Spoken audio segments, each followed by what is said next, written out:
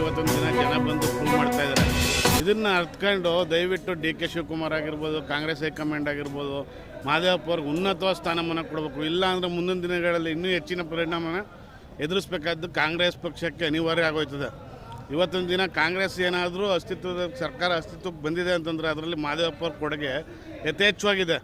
ಹಳೆ ಮೈಸೂರು ಭಾಗ ಆಗಿರ್ಬೋದು, ಚಾಮರಾಜನಗರ, ಮೈಸೂರು ಜಿಲ್ಲೆಯಲ್ಲೆಲ್ಲ ಮಹದೇವಪ್ಪ ಅವ್ರ ಪ್ರಭಾವದಿಂದನೇ ಇವತ್ತಿನ ದಿನ ಸರ್ಕಾರ ಅಸ್ತಿತ್ವಕ್ಕೆ ಬಂದಿರೋದು. ಸಿದ್ದರಾಮಯ್ಯವರು ಮಹದೇವಪ್ಪ ಅವರು ಜೋಡೆತ್ಕೊಳ್ಳಂಗೆ ಇದ್ಕೊಂಡು ಕೆಲಸ ಮಾಡೋದ್ರಿಂದ ಇವತ್ತಿನ ದಿನ ಸರ್ಕಾರ ಅಸ್ತಿತ್ವಕ್ಕೆ ಬಂದಿದೆ ಅನ್ನೋದು ಪ್ರತಿಯೊಬ್ಬರಿಗೂ ಗೊತ್ತಿರೋ ಅಂಥ ವಿಚಾರ ಅಂತ ಹೇಳಕ್ಕೆ ಇಷ್ಟಪಡ್ತೀನಿ. ಸರ್, ಒಳ ಮೀಸಲಾತಿ ತುಂಬ ಮಹದೇವಪ್ಪ ಅವರು ಎಲ್ಲನೂ ನಿಭಾಯಿಸುವಂಥ ಶಕ್ತಿ ಇರುವಂಥ ಏಕೈಕ ವ್ಯಕ್ತಿ ಅಂತಂದರೆ ಅದು ಮಹದೇವಪ್ಪ ಅವ್ರು ಮಾತ್ರ.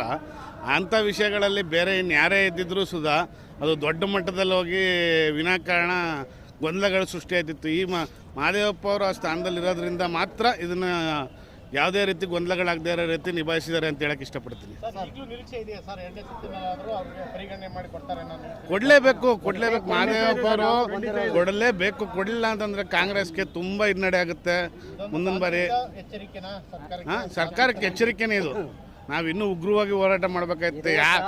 ಇಲ್ಲೇ ಯಾರೂ ನಾವು ಯಾವುದೇ ಆಮಿಷಗಳಿಗೆ ಒಳಗಾಗಿ ಬಂದಿರೋರು ಇಲ್ಲಿ ಯಾರೂ ಇಲ್ಲ. ಎಲ್ಲ ಅಭಿಮಾನಕ್ಕೋಸ್ಕರ ಬಂದು ಸೇರಿರೋಂಥ ಜನನೇ ಯಥೇಚ್ಛವಾಗಿರೋದ್ರಿಂದ ಇದನ್ನು ನೋಡಬೇಕು. ಕಾಂಗ್ರೆಸ್ ಹೈಕಮಾಂಡು ಪ್ರಿಯಾಂಕಾ ಗಾಂಧಿ ಆಗಿರ್ಬೋದು, ರಾಹುಲ್ ಗಾಂಧಿ ಆಗಿರ್ಬೋದು, ಸೋನಿಯಾ ಗಾಂಧಿ ಅವರಾಗಿರ್ಬೋದು, ಸಿದ್ದರಾಮಯ್ಯ ಸಾಹೇಬ್ರಿಗೆ ಆಲ್ರೆಡಿ ಗೊತ್ತಿದೆ ಮಹದೇವಪ್ಪ ಅವರೇನು, ಮಹದೇವಪ್ಪ ಅವ್ರ ಶಕ್ತಿ ಏನು ಅಂತ.